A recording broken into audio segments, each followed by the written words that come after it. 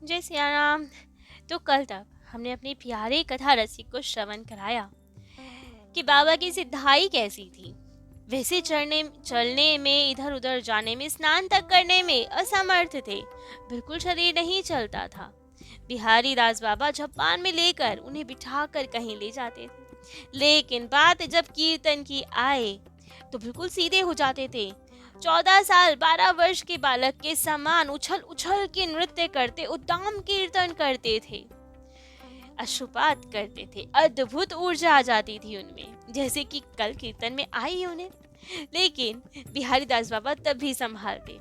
कीर्तन में ऐसी एनर्जी रहती, उछल उछल के कीर्तन करते, चल पाते, लेकिन कीर्तन पूर्ण होते ही वापस 125 के जैसा शरीर हो जाता, चलने में असमर्थ हो जाते। और यही हुआ था। बिहारी दास बाबा जी अपने स्थान पर उन्हें ले आए, खूब सेवा करते, खूब आनंद रहता, खूब भजन करते। एक समय की बात, सिद्ध बाबा नवदीप में जब थे तो वहां बाढ़ आ गई। अब उनका जो स्थान है वहां पास में ही गंगा जी बहती थी, तो वहां पे अब बाढ़ आ गई, सब स्थान डूबने लगा। सबने कहा बाबा यहाँ से चलिए, बाढ़ आ गई, स्थान में पानी भर जाएगा। लेकिन बाबा तो जाने को तैयार ही नहीं, अपने स्थान को छोड़ने को तैयार ही नहीं। तब बिहारी दास बाबा जी की तबीयत थोड़ी खराब थी, अस्वस्थ थे वे, और बाबा ने मना ही कर दिया, हम कहीं नहीं जाएंगे। तब उनके एक और शिष्य श्री गौर हरिदास बाबा जी, वे आपकी सेवा करने आते थे, खिचड़ी बना के लाते थे और बाबा को पवाते थे। लेकिन जल का प्रकोप धीरे धीरे ऐसा बढ़ा कि गौर हरिदास बाबा जी भी आने में असमर्थ हो गए। सब कुछ जलमग्न हो गया, तो वे भी भोजन बना के ना ला पाए। यहाँ पे बाबा तो असमर्थ, सब काम तो बिहारी दास बाबा जी करते थे, उन्हें नहलाना और भोजन बनाना, उन्हें भोजन करवाना, हर एक काम बिहारी दास बाबा करते थे। वे तो कुछ भी नहीं कर पाते थे, उनका शरीर चलता ही नहीं था। और यहाँ बिहारी दास बाबा जी स्वयं बीमार पड़े थे, इतने बीमार कि मूर्छित प्राय ही हो गए थे, मूर्छा में ही रहते थे। अब बाढ़ होते होते 22 दिन हो गए। 22 दिन से ना बाबा ने स्नान किया, ना भोजन किया, क्योंकि भोजन लाता कौन, बाढ़ था। और यहाँ बिहारी दास बाबा जी मूर्छित थे, तो कौन भोजन बनाए। लेकिन वैसे तो वो अशुद्ध हुए ही नहीं, क्योंकि बाबा जी तो सोते ही नहीं थे, तो उपासी होने का तो सवाल ही नहीं। 22 दिन तक भजन करते रहे, बिहारी दास बाबा बीमार मूर्छित पड़े रहे, ना भोजन किया ना कुछ।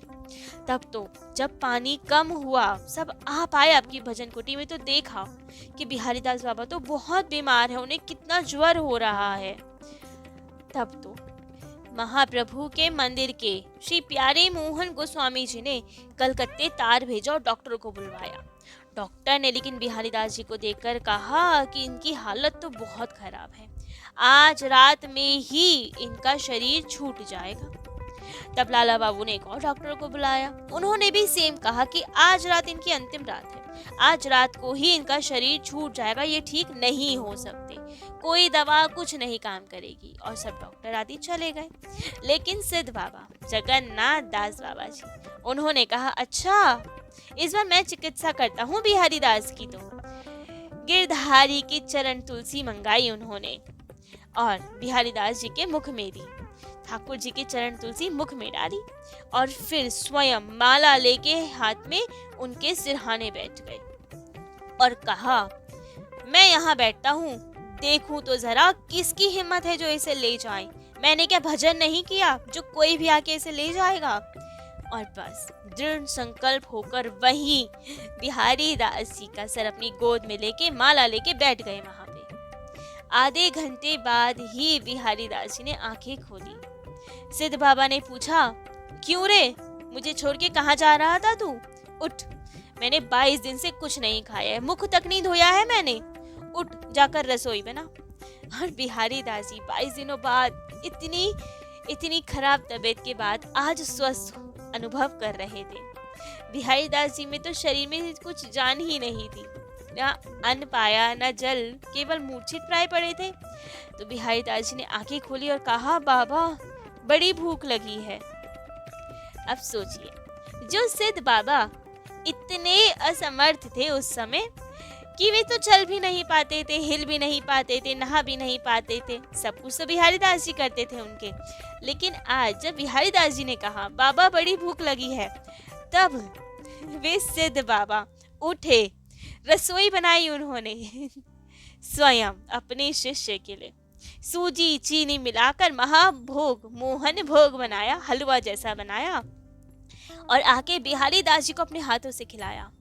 और तब बाबा बोले, बिहारी दास अब उठ, स्नान कर, मुझे भी स्नान करा, रसोई बना, ठाकुर जी के भोग लगा। अब सिद्ध बाबा थे, उनका हलवा भी तो सिद्ध था। पाते ही अद्भुत अद्भुत शक्ति आ गई बिहारी दास जी में। खड़े हुए, मुख धोया बाबा का, स्वयं स्नान किया, बाबा को स्नान कराया और फिर प्रसाद पवाया बनाकर। लेकिन बिहारी दास जी ने कहा, बाबा आप यहाँ क्यों थे? मैं मर जाता तो मरने देते ना मुझे। बाढ़ आ गई थी, मुझे छोड़कर आप तो चले जाते। यहाँ कोई आ नहीं पाया, 22 दिन से आपने कुछ नहीं पाया, क्यों कष्ट झेला? मुझे छोड़कर यहाँ आप तो जाते ना, सुरक्षित स्थान पे कुछ भोजन पाते। क्यों ऐसा किया आपने? तब तो बाबा ने कहा, देख बिहारी, तेरे हाथ का खाने से मुझे भजन में सुफुर्ती होती है। जब तू भोजन बना के पवाता है मुझे, तो मेरा भजन बढ़ता है। किसी और के हाथ के खाने की इच्छा नहीं होती मुझे, तेरे ही हाथ का बनाया भोजन पाना पसंद है मुझे। सिद्ध गुरु लेकिन कितना लाड लड़ाते हैं अपने शिष्य पे। ये उनके प्रेम का सबूत, अद्भुत प्रेम करते थे। तो अब बाबा की इच्छा हुई एक दिन कि बिहारी दास जा, श्री चैतन्य चरितामृत लिया, मुझे सुनना है वो। अब वे सोचे बिहारी दास जी की बाबा किससे सुनेंगे, क्योंकि बिहारी दास जी तो सदा से ही बाबा की सेवा में ही रहे, पढ़े लिखे थे नहीं और ब्रिज का शरीर था उनका, तो बंगाली तो बिल्कुल नहीं आती थी, ये तो बिल्कुल ही नहीं पढ़ सकते थे। और तब कृष्ण चैतन्य चरितामृत बंगाली भाषा में ही लिखी हुई थी। तो अब बिहारी दास जी सोचे या तो किसी और को बुलाएंगे, तो चलो आ गया है तो ग्रंथ तो ले आए। तब तो बाबा ने पूछा, क्यों रे बिहारी, बंगला पढ़ना जानता है? अब बिहारी दास बाबा कहे कि बाबा ले तो मैं आया हूँ, लेकिन मुझे तो बंगला पढ़नी आती नहीं है, मैं क्या करूँ? तब तो बाबा मंद मंद मुस्काए, कह रहे अच्छा पढ़ तू, देखता हूँ मैं कैसे नहीं आती तेरे को। बिहारी बाबा उनकी ओर देखते ही रह गए और उन्होंने कहा, अरे ग्रंथ की तरफ देख, मेरी ओर मत देख। ग्रंथ की तरफ देखते देखते ही बिहारी बाबा को पहले अक्षर का ज्ञान हो गया, फिर संयुक्त अक्षर का ज्ञान हो गया और फिर उसके साथ ही वे चरितामृत पढ़ने लगे, जबकि वे तो नॉर्मल ही पढ़ना नहीं जानते थे और बंगला भाषा तो बिल्कुल ही नहीं आती थी उन्हें। लेकिन बाबा की ऐसी कृपा, देखते देखते ही सब ज्ञान हो गया। ऐसे ही एक बार बाबा ने कहा कि बिहारी दास मुझे ना कीर्तन सुनना है, खोल बजा और कीर्तन करके सुना। अब लेकिन बिहारी दास बाबा को तो कहाँ कुछ आता था, ना उन्होंने कभी कोई ग्रंथ पाठ किया, ना कभी कोई कीर्तन किया, ना कोई वाद्य यंत्र बजाया, कुछ नहीं किया उन्होंने तो पूरा जीवन बाबा की सेवा में समर्पित कर दिया था। लेकिन बाबा की आज इच्छा हुई, कहा कि नहीं, आज कीर्तन तेरे मुख से सुनूंगा। जब मैं ठाकुर जी के धाम को जाऊंगा, शरीर छोड़ूंगा, तो क्या मुझे कीर्तन नहीं सुनाएगा? कीर्तन सुनाते हुए ही तो लेके जाएगा मुझे, कैसे ले जाएगा? कीर्तन कर। अब वे सोचे मुझे तो आता नहीं। तब खोल तो खरीद लाए, बाबा ने गले में डाला और कहा, ले बजा। 2 बार उनका हाथ पकड़ के, उंगली पकड़ के बजवाई और देखते ही देखते उन्हें खोल बजाना आ गया। अद्भुत स्वर आ गया उनके कंठ में, अद्भुत कीर्तन किया तब बिहारी दास जी बाबा ने। 147 वर्ष की अवस्था में बाबा ने नित्य लीला में प्रवेश किया था। उनके आश्रम में केली कदम का वृक्ष था, जिसके नीचे बैठकर ही भजन किया करते थे। उनके अंतर ध्यान होने के बाद वे वृक्ष भी सूखने लगा था। छाल छूटकर गिरती थी तो उस छाल पे हरे कृष्ण का नाम लिखा दिखाई पड़ता था। पेड़ के नीचे इतना भजन किया कि उस वृक्ष में भी वही नाम समा गया था। अब प्रकट होने के 4-5 दिन पूर्व ही, जिस दिन शरीर छोड़ना था बाबा को, उसके 4-5 दिन पहले उन्होंने बिहारी दास जी बाबा से कहा था, बिहारी तूने मेरी बहुत सेवा की है, पर मैं तेरे लिए कुछ कर नहीं सका। अच्छा आज तू बता तुझे क्या चाहिए, 4-5 गाड़ी भर के धन दे दूं तेरे को। तब तो बिहारी दास जी बाबा को भी विनोद सूझा और कहा, बाबा स्वयं तो आपके पास केवल एक टूटा करवा ही है, उसके अलावा तो आप पे कुछ नहीं। 4-5 गाड़ी धन कहाँ से देंगे मुझे? तब तो बाबा मुस्कुराए और कहे, अरे महाप्रभु आएंगे ना मुझे लेने, दर्शन देंगे जब, उन्हें संकेत दे दूंगा मैं, वो भिजवा देंगे तेरे को धन। लेकिन इतना कहकर फिर बोले, अच्छा बता, तू धन चाहता है या मुझे चाहता है? बिहारी दास जी बाबा की आंखों में अश्रु चल गंभीर हो गए वे कि बाबा क्या संकेत कर रहे हैं, क्यों आएंगे गौर हरि ने लेने? क्या बाबा यहाँ से जाना चाहते हैं? क्या चाहते हैं बाबा? बिहारी दास बाबा ने कहा, बाबा मुझे धन नहीं चाहिए, मुझे आप चाहिए, धन का क्या करूंगा मैं? तब बाबा ने कहा, बहुत अच्छा, मुझे लेगा तो धन नहीं मिलेगा, लेकिन कुछ अभाव भी नहीं रहेगा। 100 वर्ष की आयु होगी तेरी, सदा नाम जप करना, नाम को कभी मत भूलना, कलयुग तेरा कुछ नहीं बिगाड़ पाएगा कभी। बिहारी दास बाबा को सिद्ध बाबा ने और भी बहुमूल्य उपदेश दिए। उन्होंने कहा, देख बिहारी, कभी किसी अखाड़े में न्योता मत खाने जाना, अपने ही स्थान पे विरक्त होकर रहना, सबसे दूर रहना। और एक और बड़े मन की बात कही उन्होंने, बोले, देख, जिस राजा के राज में रहते हैं उन्हीं का गुणगान करना चाहिए। सतयुग में नारायण का राज था तो सब नारायण की पूजा करते थे। त्रेता में राम जी का राज्य था तो राम जी को पूजते थे। द्वापर में श्री कृष्ण जी का राज था तो सब उनको भजते थे। कलयुग में महामन महाप्रभु का राज्य है तो इसलिए महाप्रभु निताई गौर का ही गुणगान करना चाहिए। और एक और बड़ी सुंदर बात कही, कहा कि देख, कोई भिखारी यदि किसी पुरुष के पास जाए भिक्षा आदि मांगने तो हो सकता है पुरुष उसे डांट के भगा दे, कुछ भी ना दे उसे। लेकिन यदि वही भिखारी किसी स्त्री के पास जाएगा, उससे भिक्षा मांगेगा, तो स्त्री में करुणा होती है, वे करुणामयी होती है, तो वे कुछ दे ना दे, एक मुट्ठी अन्न तो दे ही देगी। संकेत समझा? बिहारी बाबा ने कहा कि बाबा आप समझाएं। तो कहा कि हम श्री कृष्ण जी को भजेंगे, उनके पास जाएंगे तो हो सकता है वो हमें भगा दें, हमारे पापों का विचार करें, हमें अपने अयोग्य समझें, हमारे सारे कर्म उनके सामने आ जाए, हमें दुत्कार दें। लेकिन यदि हम विश्वभानु नंदिनी श्री राधा रानी की शरण में जाएंगे तो वे कुछ भी हो हमें दुत्कारेंगी नहीं, प्रेम अवश्य मिलेगा उनके पास से, वे कभी नहीं भगाएंगी ऐसे ही। तो इसलिए हम श्री कृष्ण को क्यों सेवें? हम वृंदावन में रहेंगे तो भी विश्वभानु नंदिनी की ही जय बोलेंगे, श्री कृष्ण जी की जय नहीं बोलेंगे हम।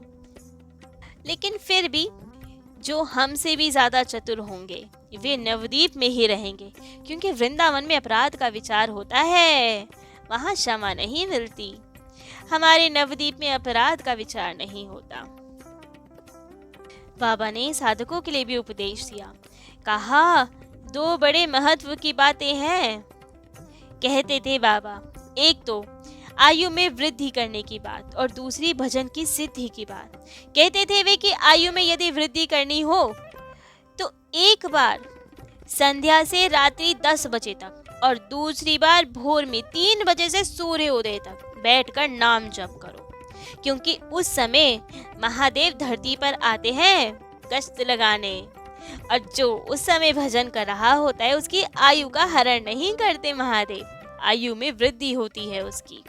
अन्यथा जो संध्या के समय सोता है उसकी तो आयु का हरण हो जाता है।